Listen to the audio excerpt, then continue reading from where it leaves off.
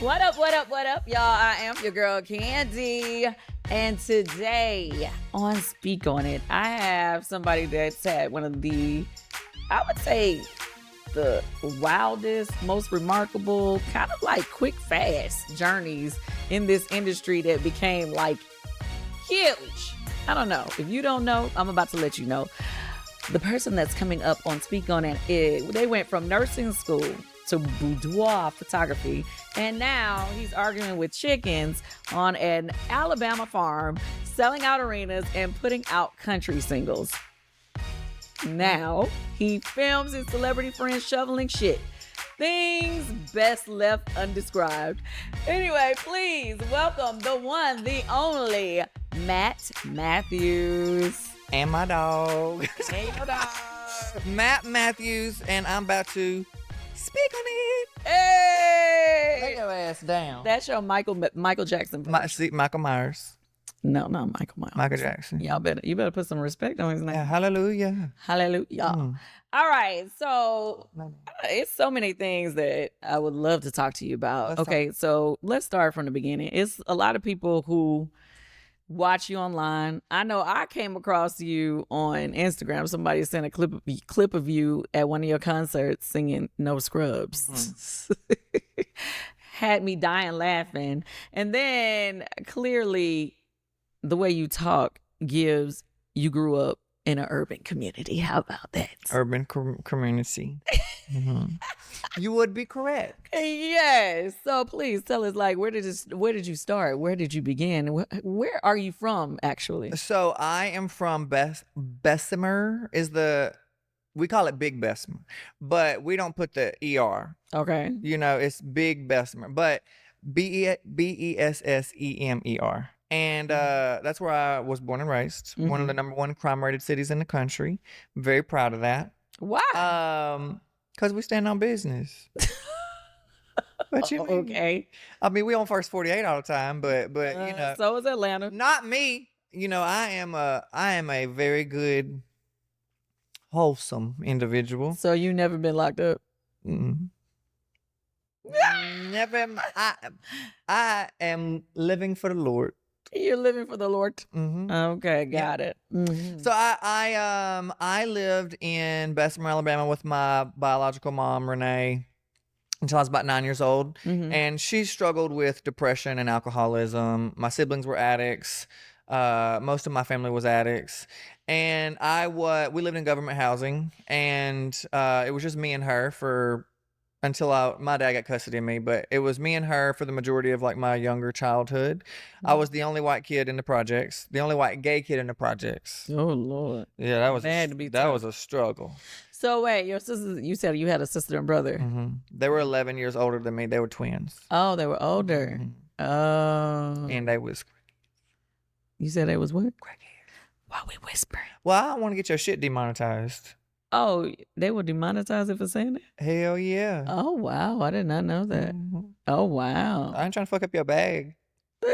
So we can say fuck up your bag, but we can't say the other thing. Oh, okay. You just taught me something.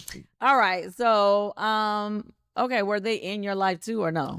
My brother and I I didn't really fuck with him. He used to pawn all my shit as a kid. And like, anytime I'd get something, he would like take my bicycle and pawn it for drugs. My sister and I used to be very close growing up. Like, I adored her. I thought she could do no wrong. Then as I got older and I saw like, you know, the addiction and the things that I would see the same patterns that I saw with my biological mom. And I was like, oh, she on that shit too. So then I slowly had to cut her out of my life as well. And so I haven't had contact with either one of them in probably 15 years. Do they ever reach out? Oh, yeah, they try. They do? They try. Are they still dealing with addiction? Yeah, they both in and out of prison. My brother, I think, was just got out of just went to rehab and got kicked out of the rehab. Damn. Yeah. If they ever got clean, would you? They won't. You know, people always talk about that. They're like, why don't you just give them a chance?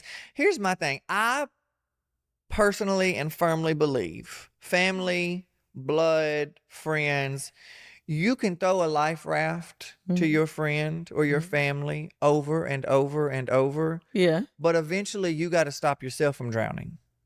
True. So you can't continue to save people if they're not willing to grab onto the life raft.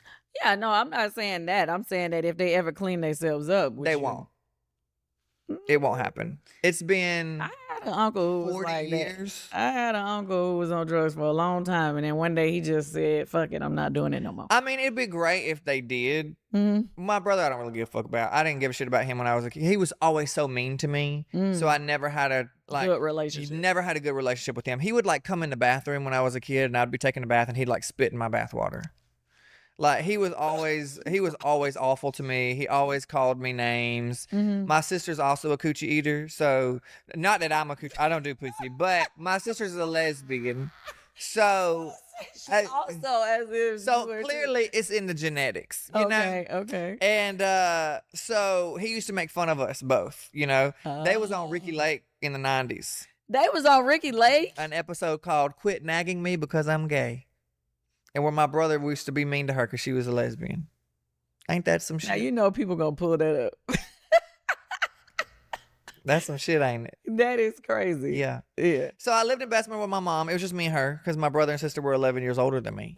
It was just me and her, and she struggled a lot. You know, she struggled a lot with depression, alcoholism, prescription drug use, was in and out of jail, fighting, stealing, you know. So I feel like I had to grow up real quick and real fast. Like I used to jump out the car because she'd be drunk.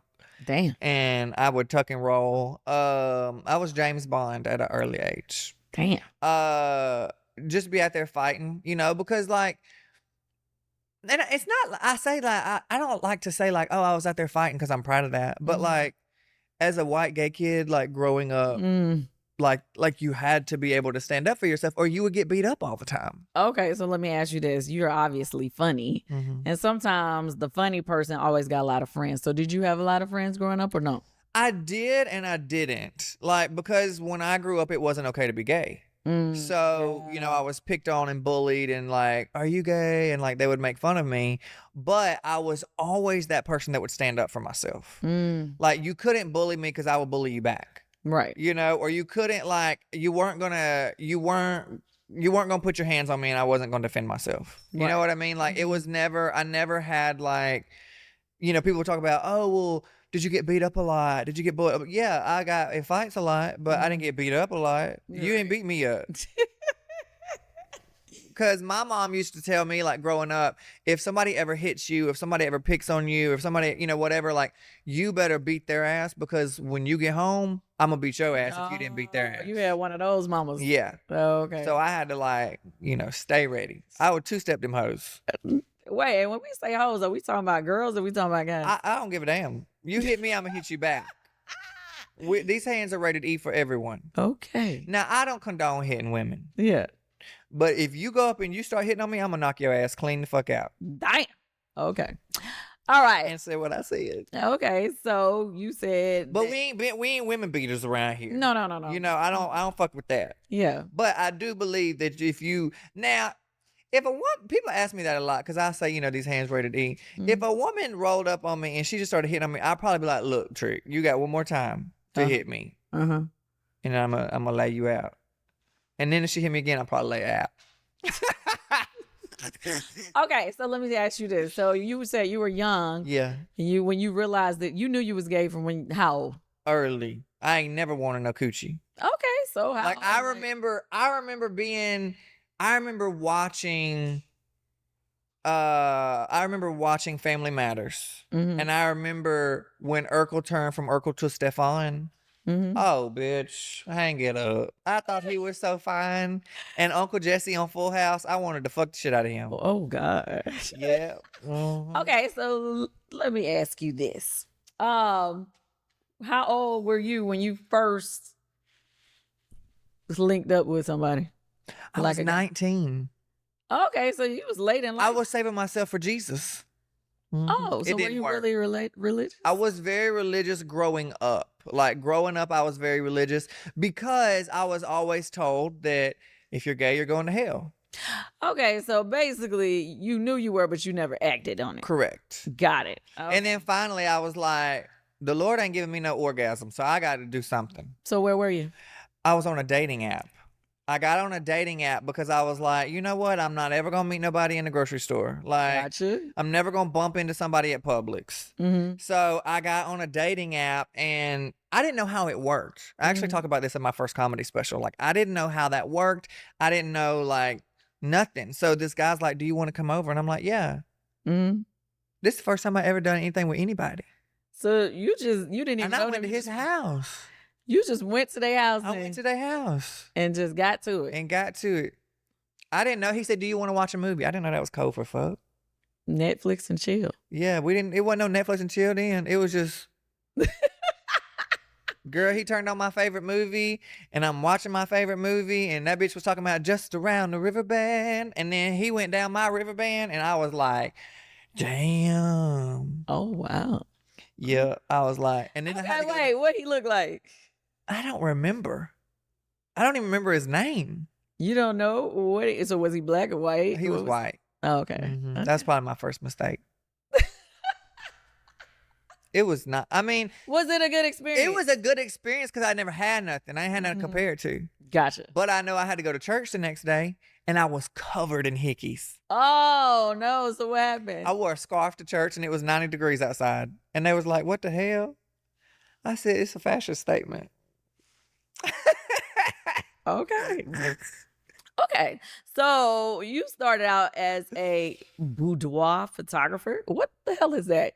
No, you don't know what boudoir photography is. Boudoir photography? Come on, quit playing with me. I didn't know. No. I didn't know what. Boudoir photography is like intimate portraiture, like lingerie. Oh, yeah. I didn't know that's what they called it. Mm-hmm. New to me. Okay. So how did you start there? So I went to nursing school. Okay.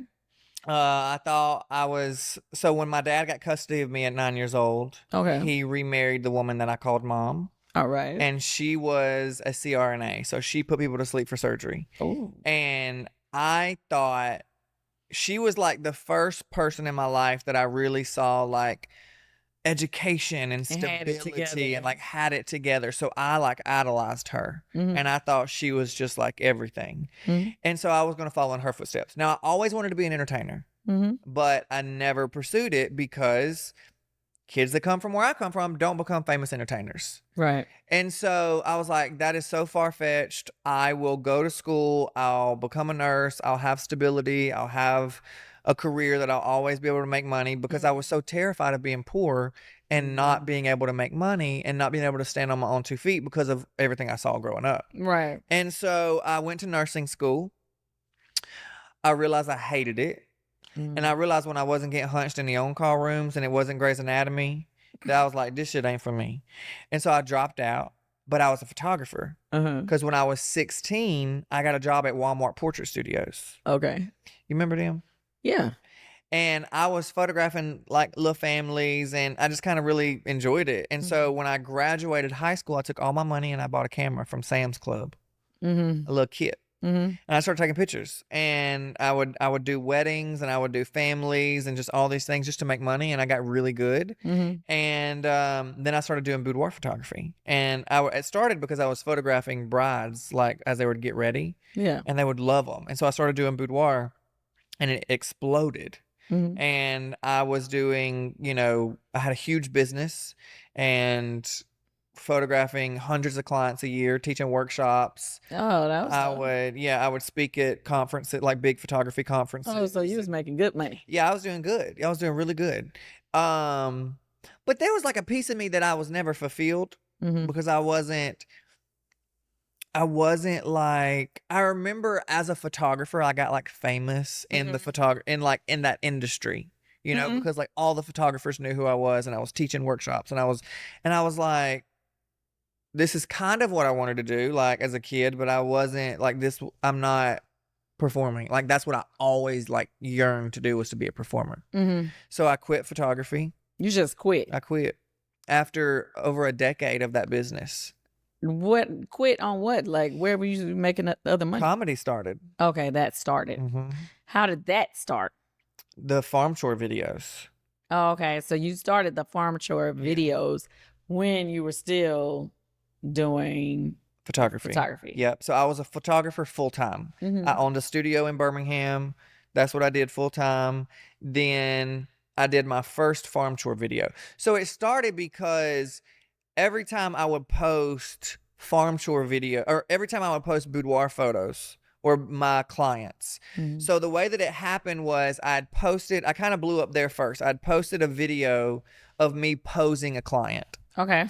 And it got like 17 million views. And everybody was like, oh my God, I want to work with him. His personality makes me want to, like, he would make me feel so comfortable. So I started booking a lot of clients and I was very busy, booked and busy. And then TikTok and Instagram and all social media, they kind of started like taking my videos down for like sexual activity or adult nudity. Oh, yeah. So I was like, okay, well, shit, I got to pivot. You know, what do I do now? So I started showing my life on the farm. And my best friend was like, do you realize you are out here in a bathrobe cussing these chickens out? And I was like, yes. Because that's never been a bit. Like, that's been who I am. Like, I sleep naked and I put on a robe in the morning. And then I would go I'd take care of my animals. Yeah. And I would cuss them out. And so she videoed me. And the first video that we posted did like almost 20 million views. Damn. And I was like, what the fuck? And everybody's like, are you a comedian? I was like, no, I'm just cussing these chickens out. And people started saying like, you made me laugh in a really dark time. And I was like, oh, like people would be like, I haven't laughed in a long time. My dad's dying, you know, or like I'm having this really, these things happening in my life. So was this like during a pandemic? This is right before the pandemic started happening. Oh, okay. And so that made me feel good because I'm like, I'm able to make people feel good, and that was really important.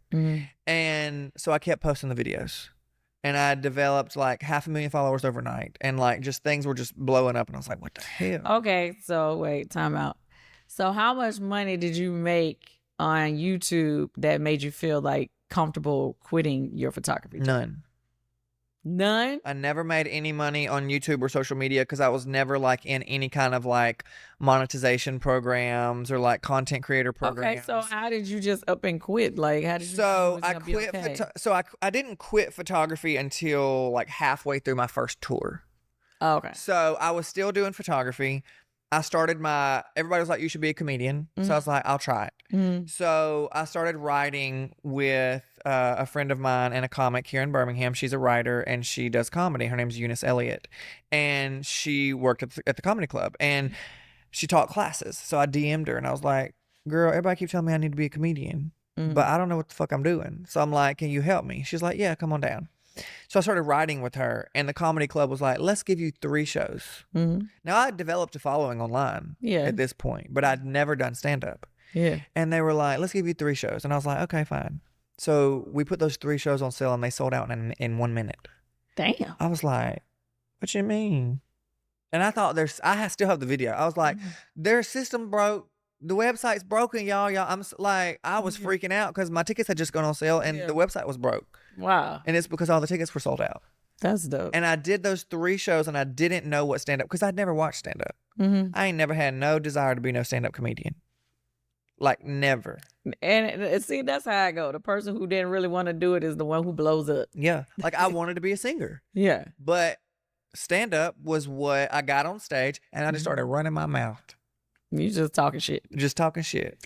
Okay, so obviously you have that vibe, that whole like, the little extra you got a little spice to you, obviously. And it's obviously because you grew up in an urban area. So I'm going to ask you straight up because I'm sure people ask you this all the time. Well, no, you told me that they asked you like, is this the real you? But I can tell it's the real you. Yeah, yeah. So with that being said, you speak in Ebonics sometimes.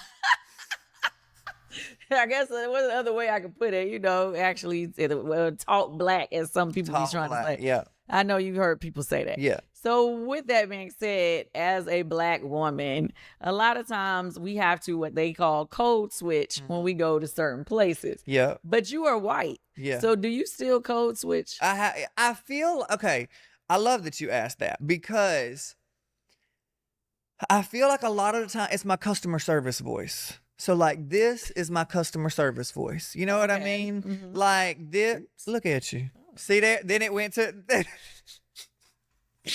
I feel like, and you can ask my husband, you can ask my dad, like I've always talked like this. You know, you can go watch from the very beginning of my career, from the very beginning of me ever posting on the internet, I've always sounded like this. So when people were like, "Oh, it's him, it's the Ebonics, it's the AAVE, it's the him trying to, it's the him appropriating or like trying to be black," I'm like, bitch, go watch the videos. I've always sounded like this. I could call my father right now and I'm gonna talk just like this and be like, "Dad, do I talk like this?" He's gonna be like, "Yes." Okay. You know? But I've actually made like a really conscious decision, like a conscious effort to not sound so ghetto, you know? So like, as people call it, because, you know, especially when you go other certain places, like it is frowned upon and people do, you know, make fun of it, or they do think that you're not educated, or they do think you're not successful. I do feel like it definitely comes out more when I'm with people that I'm comfortable with. Like, especially if I'm with black people, it's gonna come out. Right. Because I'm comfortable. You know what I mean? I mean, and I've always that's a natural thing to say, like, wherever you grew up from. Yeah. You know what I'm saying? That's where you tend to have your natural, you know, dialect or whatever. So for me, my daughter says it's my TV voice. Yeah. And I was like, "Hi, how are you?" Blah, blah, blah. Yeah. But when I'm around my friends, I'm just talking like this, you know. Like, you know what I'm saying? Yeah. Please, fuck you. You Yeah, know, it's exactly. like, it turns to a different Kandi voice, I guess. Yeah. So, but we in the black community, a lot of times we call it code switching. Yeah. Because like, for us, if we go to work at, you know, corporate America, or for me, I never had like a regular job, but if I have to do events or if I have to do a speaking engagement, I have to, you know, talk like. Exactly. You can't get up their hood. No. Yeah. I can't go up, you know, like, yeah, you know. And it's really crazy when I do stand up because I'm so comfortable on stage. And I know that I don't have to be anybody but me. Like, I can be 100% who I am. Well, that's a part of the reason why people want to come see you is because you just so. So I be up there just giving them folks hell. I bet. But, you know, there's that's the thing though. When those videos, when you was at nursing school, how was you talking? Like, yeah, I was talking like this. I was getting in trouble. Because I hated that shit. But if you don't know me, and the thing is like, I used to feel like I had to defend myself a lot online. You know, when people be like, "Oh, you're trying to talk black. Oh, he just want to be us so bad. I'm like, bitch, shut up." Like, nobody wants to be you. You know, all I can be is me. At the end of the day, like, I couldn't put on a character and do an accent and act like somebody that I wasn't for 15 years. You know what I mean? Like, at the end of the day, a character only lasts so long. And I feel like I am authentically me 100% all the time. I'm never going to be fake. I'm never going to act like I'm somebody that I'm not. And so I used to defend myself a lot when people be like, "Oh, it's the accent." I mean, there's been viral videos that have gone around of me of black people like bashing the shit out of me, you know, because they think that I'm trying to appropriate or mimic or like cosplay black women. And to me, I'm just like, I used to defend myself. Look, I grew up in a all black church. I grew up in an all black neighborhood. Then I grew up in a trailer park with a bunch of rednecks. So, I don't feel the need to explain it to people anymore. I don't feel the need to defend myself anymore. I mean, it's like you say what you want to say, and a lot of black people don't like me online, and they'll like bash me in the comments, and you know, but so do white people, you know. And I'm like, first off, we don't need no fucking white saviors in here trying to talk about your accent. Shut up. Like, okay, do you have black friends? Yeah. Okay. I feel very. That's the real question. That's the real question that so I think anytime this topic comes up, it's like, okay, but do you keep your relationships with your black friends? You know, like, people don't want to feel like, oh, you know, this is what you got from growing up in the culture and then you left the culture completely. You feel what I'm saying? Yeah. So I think that's like the thing that stands out, like in any. I feel most comfortable around black people. I feel I can be myself. Like I feel, because I feel like a lot of white people judgy, you know, and you know, black people are too, but I just feel very comfortable around black people. Like my husband makes fun of me because he's like, anytime a black girl comes around, he's like, "You're right at home." And I'm like, because I feel like I am. You know what I mean? Like that's just it just comes natural. Like that's because that's what I feel like I grew up with. Okay. Well, that's good to know. That is very good to know. I mean, at the end of the day, like I said, you can only be you, but I have to ask the questions that people are I love curious it. to know. You know what I mean? I love it. And at the end of the day, what we're going to do, we're going to be doing community service together. Yeah. Same way you do farm chores, we got to do community service together. We're going to bring you back. That don't sound fun. It is going to be fun. How you going to have me outside shoveling shit and you don't think this sounding fun doing community service? Community service? Yeah. Like on the side of the street? Picking up trash? Not that. Just being in the community, helping in the air conditioner? No. I'll be out, never mind. We'll talk about it later. I got a foundation. I'll be outside in the community doing stuff. Oh, I got a foundation too, but it's for animals. Well, I help. We'll trade off. Okay. Yeah, it works. Anyway, we're going to move on. I have to ask you this. Okay. You did a whole episode on your show called The Planner That Sent My Mom to Prison. What was that about? My mom beat the shit out of my 4th grade teacher in a parent-teacher conference. And it was because I pretended to smoke a cigarette with a Cheeto because my mom smoked. So in the 4th grade, okay, I just mimicked what my mom did. I didn't know it was a bad thing, so I'm just like mimicking what my mom did, and I'm at school and I'm just puffing on my little Cheeto. Mm-hmm. And I said to the kid next to me, I was like, "You want to hit?" And I got put on red. And what does that mean? So like in growing up, like in elementary school, you'd get put on red or you get put on green. If you were good, you get put on green and you get to like pick out of the treasure box. If you were bad, you got put on red. Mm-hmm. And I got put on red like every day. Mm. And so I still have the planner. That's the episode that we did where I showed the planner. Mm-hmm. And so like every day my teacher would put me on red and she would write, how I got put on red for going back to my cubby for my lunch money. Yeah. I got put on red for talking too much every day. So you stayed in trouble. Literally if you read the planner every day, Matt disrupting class, Matt talking in class, Matt talking in class, Matt would not stop talking in class. And I'm like, bitch, now my math get me paid. So what about it? But I was always in trouble. So I got put on red because I was pretending to smoke a cigarette with a Cheeto. Okay. And I went home and my mom was like, "Did you pretend to smoke a cigarette with Cheeto?" And I said, "No." Why'd you lie? Because I didn't know. I thought I was going to get in trouble. Well, she smoked cigarettes, so why you can't smoke cigarettes with a Cheeto? Because I thought I got put on red and I'm going to get in trouble because it was apparently something I did that was so bad. I was like, I was going to get in trouble. All right. So I said, no. I said, that little white lady don't like me. So she is put me on red every day. Mm-hmm. And so my mom was like, okay. So she writes back and was like, Matt did not pretend to smoke a Cheeto and did not deserve to be put on red. Okay. And my teacher wrote back and was like, yes, he did, blah, blah, blah. I want to have a parent-teacher conference. And I was like, that's where you fucked up. Because my mama threw hands. And this lady didn't know that. And so my mom writes back and she was like, that's fine. I'll have a conference, but I want Matt there too. And so we went for the conference and I sat in the back of the office and it was my mom and my teacher, a desk, and then the principal was on the other side. And my mom went to say something and my teacher put her finger in my mom's face. Oh, Lord. What she did? And she said, shh, this is where I see Matt gets his disrespect from. And my mama took her fake Louis Vuitton and placed it on the floor. And she stood up and she grabbed that lady by the back of her head and she pulled her over the chair. The chair went backwards and she just went in, just bitch, and just went to jail. Lord, got your mama in trouble. Mm-hmm.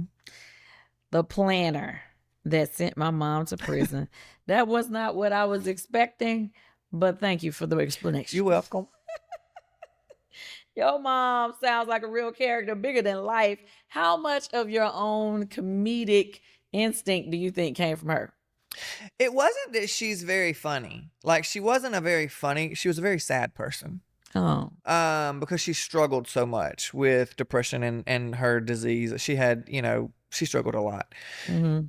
So she wasn't a super funny person, but I think I went through so much trauma growing up and so much trauma with her and my family Mhm. that comedy was just natural to me, and it's kind of how I coped. Oh yeah. You know, and then like being made fun of for being gay and like, you know, all being poor and those things, when you have to constantly defend yourself and you have to constantly like feel like you have to get one up on somebody else because they're picking on you or they're making you look bad in front of everybody. So it became an easy thing for me. You know, it's kind of how it was my coping mechanism. So, when your mom was going to jail, who was watching you? A lot of the time she wouldn't come pick me up from school because like she would get arrested or she would be passed out. So who? And so I would get left, and then my dad would come and get me and pick me up. Now this was till I was 9 years old. My dad got custody of me when I was 9. Mhm. And then, you know, life got a lot more stable from 9 up. But it's crazy because I remember everything to 9 the most because that was the most like traumatic. Yeah. But my dad would step in a lot and would come pick me up from school, or like, you know, he would come and get me if, you know, I was left somewhere. All right. So you went from getting in trouble all the time when you went to the black schools and you was with your mama, but then when you went over there with your daddy, what kind of schools were you going to? It was, so I went to high school, was probably 70% black. Oh, it still was the same. Yeah, it was still, I went to still like, I mean, I definitely wasn't a white school. But I lived in a trailer park with my dad. Mhm. And when he remarried the woman that I called mom, Mhm. and remember that's the first person I ever saw success or like, you know, had her shit together. They took me, we moved and we actually bought a house. And How so old was it? I was 7th grade. Oh, so daddy came up. when Daddy he came had up, married the lady. Daddy came up. Now my dad's a car salesman. He's been a car salesman for 25, 30 years. Uh-huh. So he's always been very, Does he still work? still works. He's still a car salesman. Wait a minute, you got your dad over there working. He don't want, he's like, You don't give him nothing? what I'm finna give him? I mean, that's your daddy. He raised you. Baby, if he need his bills paid, I'll pay his bills, but what you want me to do? You don't, so you don't volunteer nothing? Hell no. What the hell? What the hell? You come from a white family. You come from a white family. Shit. Black family, they expect you to come back and you supposed to help your mama, your daddy. Well, auntie, if he uncles. needed something, I'd help him. Yep, sure would. Oh, Jesus. I see how you do. He got to get his retirement. He can't just quit because then he ain't gonna get all the retirement he worked for. Okay, I give you that. Plus, she act like I've been rich for years and years and years. I just got rich. Oh, right. Okay, let's talk about I ain't like you and been rich for 45 years. So when did you feel like you had made it? I still don't feel like I have made it. You don't? Mm-mm. Even with this 104 acres you got out here? No, because like there's still so much that I want to do. And to me, like I feel like when you feel like you've made it is when you get complacent. I agree with you on that. And now I will say some of the coolest moments in my career is I was the first artist to sell out 2 shows in one day at Graceland. And I am obsessed with Elvis. Always have been. So I played Graceland and I sold out 2 shows and they put my outfit in the Icons Museum. Oh, wow. And what's your outfit? Girl, A robe? no. Tell me why they put my outfit in the Icons Museum with Kiss, Dolly Parton, like all these huge stars. And my whole outfit came from Amazon. What? I was wearing a pair of green cargo pants and an Elvis t-shirt. And a pair of Vans. Because I didn't know they was going to put my outfit in there. Oh my gosh, she was wearing some bullshit. Yeah, I don't spend money on no clothes. Girl, please. Amazon. That's all I buy from. Okay. Mind your business with your Gucci. So bougie. Your rise was pretty fast from 2022. So, well, the first show was in 2022. Okay. And then you CAA. Ooh. Then, why you do ooh? These agents are terrible. Okay. Then you got an agency. Then you had the special at the Alabama Theater and a 52 city tour. Mm-hmm. Did the speed of how this was happening scare you? No, I was excited because I like to work. I'm a hustler. Like, I don't want to stop working. I feel like as soon as you stop working, you fall off. I agree. And I'm so scared of like I told you earlier when we were filming, like I feel I'm always worried like when does this end? Because I'm so scared of being poor again, you know? And people are like, oh, you're rich. First of all, I'm not rich. Like, people don't understand. 10% goes to a manager. Okay. 10% goes to an agent. 5% goes to a business manager. 40-something% goes to taxes.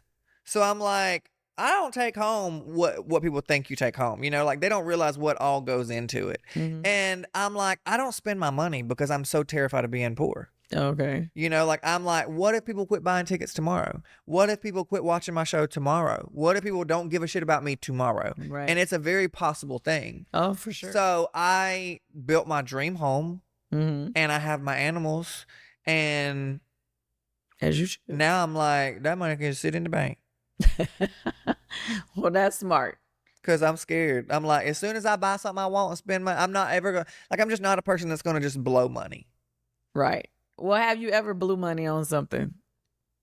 I don't feel like I blew it, but I bought a very expensive car. Okay. And I've never bought, and I bought all my cars from my dad, obviously. And so I'd never been one to spend money on vehicles. Okay, so what kind of car was it? I bought a black label Lincoln Navigator. Don't sit brand new and act like you don't know what no Lincoln Navigator is. What a Lincoln Navigator is. I thought you was about to say a Ferrari. Oh, no, that's stupid. Something like that. A Lincoln Navigator, you act like you had just really had. That was $120,000. Navigators cost that for a car? Okay, I didn't know that. That's Navigator crazy. That much. That's crazy.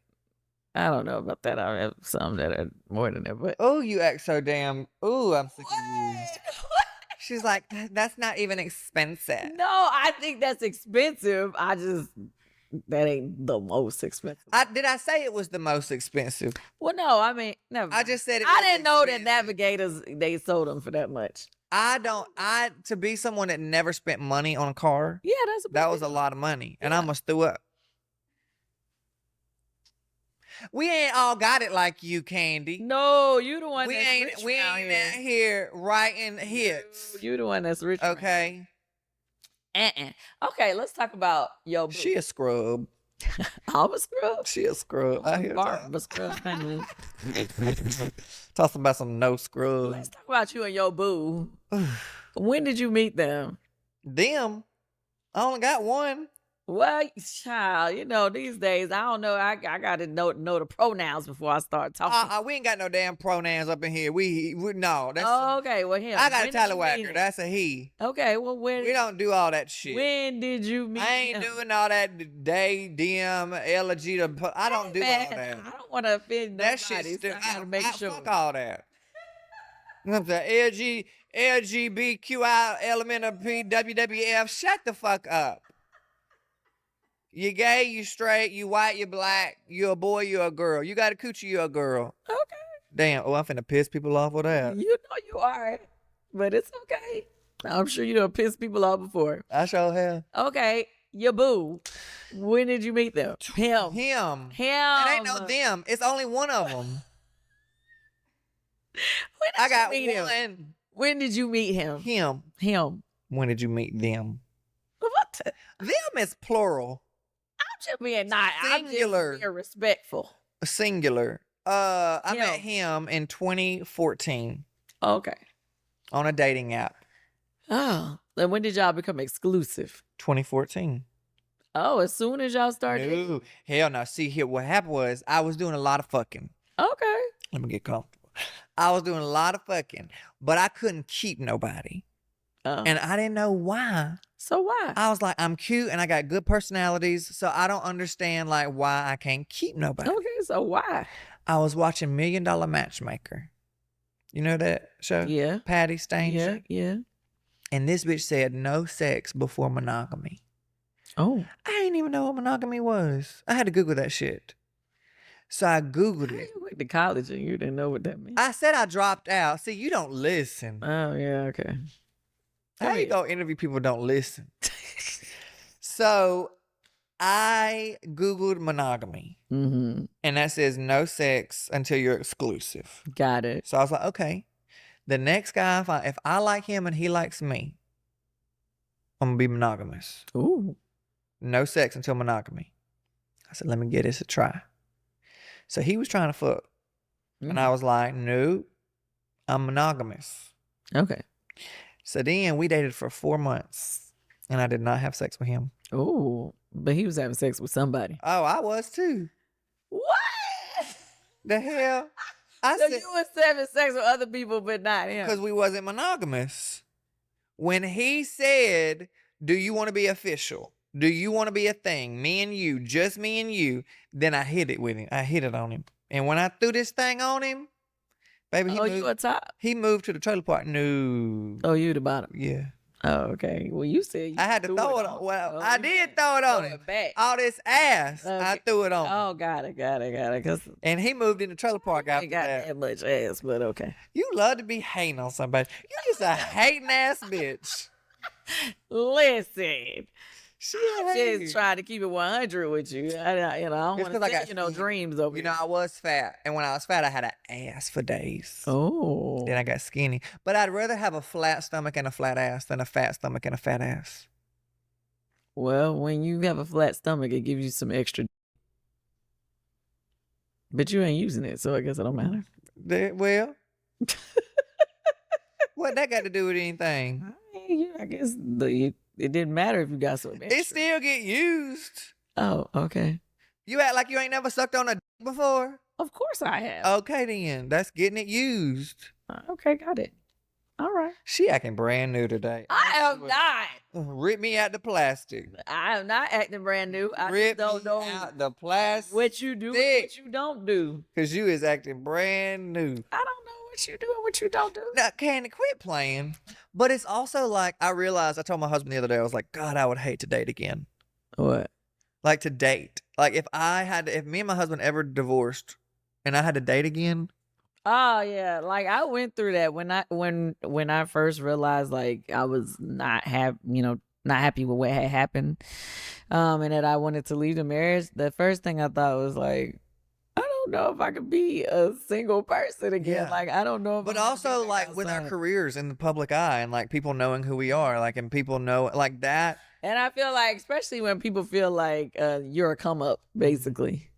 You know what I mean? Like, how do you trust? You can't trust nobody. Yeah. So, yeah, that's for me. I don't know how I'm going to be able to trust anybody and know that they have good intentions. Because most of them don't. Yeah. Because most famous people only care about themselves. Or rich people only care about themselves. And then the broke ones want you because of your money. So it's like, damn. Yeah, it's a catch-22. Mm-hmm. Mm-hmm. I don't think I would want to date a famous person either. Yeah, I don't know. Yeah, that'll be too much. Mm-hmm. I get what you're saying on that. Now. Sorry, I fucked your questions up. Go ahead. No. I'm with you. Okay. I think. Ooh, She said, okay. I'm like, this conversation was going real cool. Okay, so speaking of not being able to trust people, how did you know that your husband was the one, and when did y'all get married? At what point? We started dating in 2014. We got engaged in 2015. We got married in 2016. Okay, y'all got married before you popped off with all this other stuff. Yeah. I lived in a trailer park when I met him. Oh, okay, cool. And he moved in a trailer park with me.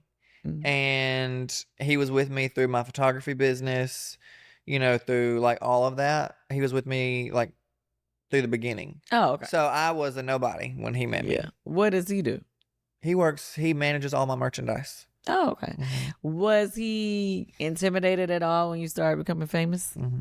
Ooh, so how y'all dealt with that? It wasn't that he was intimidated because he doesn't want to be famous at all. Like, he doesn't care about any of that. Like, he's very shy. He doesn't even have social media. You know, like, he don't give a shit about none of that. I think he says it's very emasculating. Is that the word? Okay. Because he's very much a man. Like, he's very, he's a dude. He's not like prissy by any means. Like, he wants, like, he would love to take care of me and like, be the man of the relationship. And he finally said, he's like, I finally realized, I got to a point where I was like, I'm never going to do anything that I'm going to make the money that you make, or, like, have a career like yours. He was like, so I finally just got to the point where I accepted it, and I knew that, I loved you and I support you, and you're living your dream and you're doing all these things. So how can I support you further? Yeah. So he kind of just stepped in and help build the started business. help building. Yeah. Oh, that's good. I mean, that works. Yeah. Now we are here popping on this big ass farm. Okay, so rapid fire questions. Okay. Worst chore on the farm? The chicken coop. Yeah, that damn mean ass chicken be pecking you. And it's that chicken shit stink. It do stink. Okay, funniest animal on the property? Wookie. What is the donkey? Oh, the donkey. Stage or studio? Stage. One celebrity you still want on farm chores? Cardi B. Ooh. Bougie splurge you refuse to apologize for? My house. Is that a splurge though? It's an investment. It's an investment. Yeah. Okay, is there another one you? I don't know, because I don't spend money. My house is the most expensive thing I've ever bought. Okay. Maybe vacationing. This is the first time. We leave for Turks and Caicos. The first time I've been on a vacation in probably over 5 years. Okay, well, I hope you got a good hotel. We got a beautiful house. It's private. It's right on the beach. Okay. It's incredible. Okay. A splurge is, I hate flying commercial. So sometimes I'll splurge and fly private. Ooh. And that's a splurge. That's a splurge because it's so stupid. Expensive and stupid. Like, I had to fly private the other day to catch my show because I had finished wrapping the show I was filming on like Wednesday morning, and I had to be in another state for my show. I had 2 shows that night, the same day. So I couldn't have flown commercial because I wouldn't have made my flight. Right. And so I flew private to get there. Now that is like one thing, because I'm like, I had to, or I would have missed my shows. But I flew to Vegas, and I was like, this is the end of the year. This is my trip. Like, I'm a splurge, and I flew private. Bitch, that shit was so stupid. It's such a waste of money. Right. But damn, it's nice. I never paid for private. Never? No. You saw somebody's dick to fly private? No, I've never flown private. Never? No. I did ride on the like when the Hawks, the team, they charter the plane, and they'll let some of their, like, the people who buy floor tickets or whatever, they'll invite us to go on. I rode that, but that's like a regular plane that they charter. Yeah. I've never done like the little jet. No. Why? Well, at first, just too cheap to do it. That's how I am. And then it was like, with my husband and I was like, okay, well, I would do it if he wanted to do it, and he never wanted to do it. And then, like, when the show wanted me to go, or like it's like on a cast, they wanted us to do, and I was like, yeah, I'm not doing it. I wouldn't fly on the private jet because I didn't want to have that experience without my husband. Oh, hell no. Fuck that. Now that I'm divorced, now we got to go somewhere private. Yeah, I'll probably do it. Shit. Yeah. I get a little scared. One time I thought I was getting on a private jet, and it was a private plane. There's a very big difference in a private jet and a private plane. Yeah. Girl, that thing, it was doing this. I thought, oh my God. At first, then now me. Oh my God. Lord Jesus. Okay. Most expensive thing you've ruined. Stop. Their faces. That's in my comedy special right now, just FYI. What? Why you look so scared for? Most expensive thing you've ruined doing chores in a nice outfit. I don't do them in a nice outfit. I do them in a robe. Okay. Cheap ones. Gotcha. I do got a Versace robe, but I didn't buy that. Ooh. Finish the sentence. You're not really bougie until. Mm-hmm. I don't know. You're not really bougie until you got a bidet? No. What? I don't have one, but yeah, that's a bougie thing.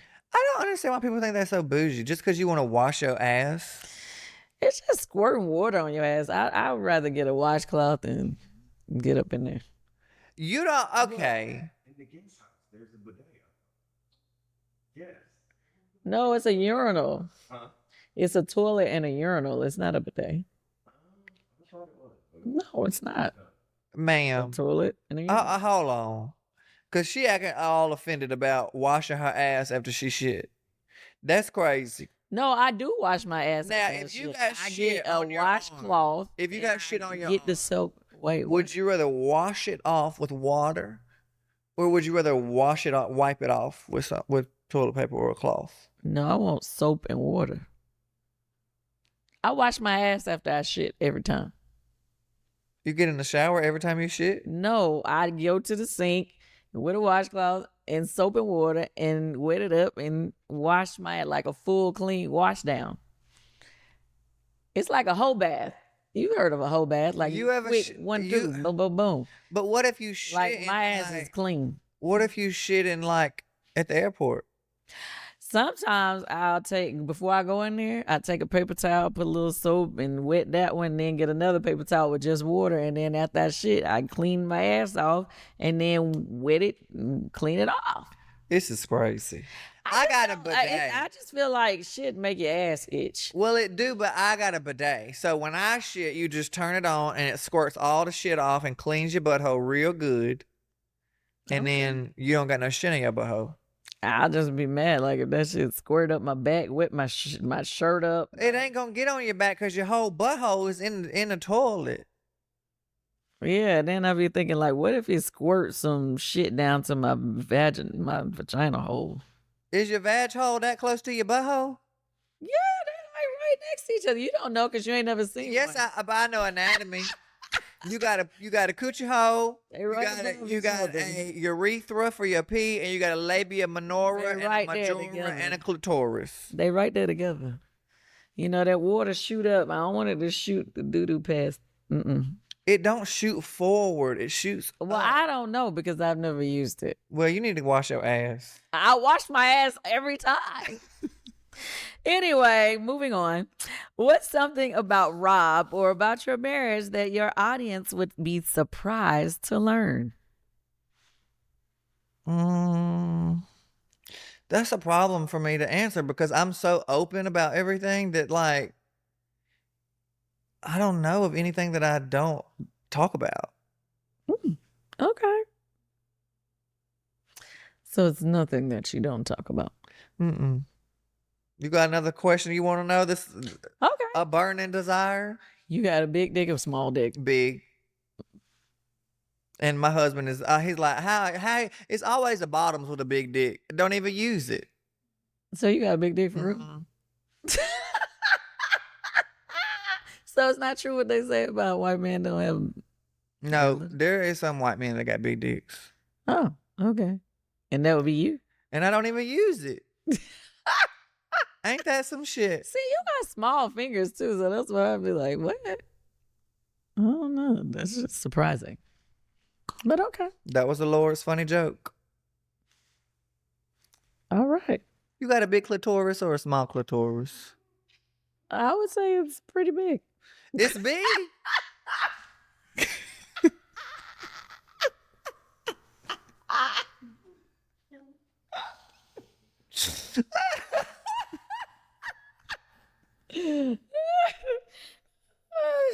Okay. Anyway, you got the farm, the what is this? Opossums? The fuck is it? What you put? He said I'm done. You and your big coochie is done. Well, thank you so much for sitting down with me to speak on it. I've enjoyed this conversation thoroughly. Please tell the people what you got coming up, what you got coming next, like what you want to tell the Pope. I'm currently on. Well, I'm not on yet. My world tour starts in August. Not what I ordered. I am definitely coming. She's coming. I'm coming to Atlanta Okay, I can't in wait. February, Valentine's. You won't have to worry about it because you ain't got no man. And the. Damn. Sheesh. You don't even care about my feelings. I love you. I do. And my Farm Chores a Celebrity Show. You can catch new episodes on YouTube every 2 weeks. All right. Well, you heard him, not them. Him. Him. What's the most awkward crowd that you've been in front of? Awkward crowd? You know how it be some crowds, they don't laugh at nothing. Some It's just- crowds are tougher. like, is it a particular city that every time you've gone there, it'd be like, kind of like, boo? There is one that I'm trying to think of. I've been there twice, and both times I was like, Okay, maybe you shouldn't tell them so you don't make them feel bad. never mind. You can tell me when the camera go off. All right. All right, what's your page for them to follow you? There she go, acting brand new again. Matt Mathews on all socials. Matt_Mathews, 1T in the last name. Don't fuck it up. Okay. Well, thank you for joining me, and thank you for watching. Speak on it. We'll use a little off there. Well, you do it. You do it, Mr. I'm scared to put out a single. Oh, God. You do it. I love you. I wish I could sing, but I'm scared to put out songs. Don't worry about me. You do it. I already wrote a song, but I still ain't went in the studio to record it yet. You do it, Mr. I did a whole album that I never released. Yeah. We need to fix that piece of your hair that's flopping into your face like that.